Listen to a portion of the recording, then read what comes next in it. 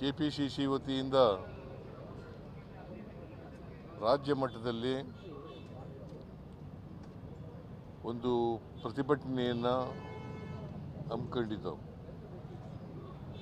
ಆ ಪ್ರತಿಭಟನೆಯಲ್ಲಿ ಸಾವಿರಾರು ಜನ ಪಾಲ್ಗೊಂಡಿದ್ದರು. ಆದರೆ ಹೈಕೋರ್ಟ್ನವರು ಆದೇಶ ಇರೋದರಿಂದ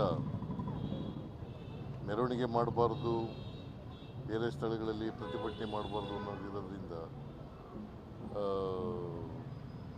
ಮಹಾತ್ಮ ಗಾಂಧಿ ಅಂತಿರೋದು ಫ್ರೀಡಮ್ ಪಾರ್ಕ್ನಲ್ಲಿ ಪ್ರತಿಭಟನೆಯನ್ನು ಮಾಡಿದವು.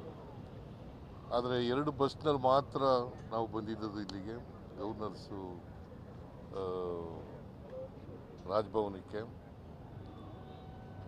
ಕಾರಣ ಯಾಕಪ್ಪ ಅಂತಂದರೆ ಎಲ್ಲರೂ ಬರೋಕ್ಕಾಗಲ್ಲ, ಮೆರವಣಿಗೆಯಲ್ಲಿ ಬರಬೇಕಾಗ್ತದೆ. ಮೆರವಣಿಗೆ ಮಾಡಬಾರ್ದು ಅಂತ ಇರೋದರಿಂದ ಬರೋಕ್ಕಾಗಲಿಲ್ಲ. ನಾವು ಹಮ್ಮಿಕೊಂಡಿದ್ದ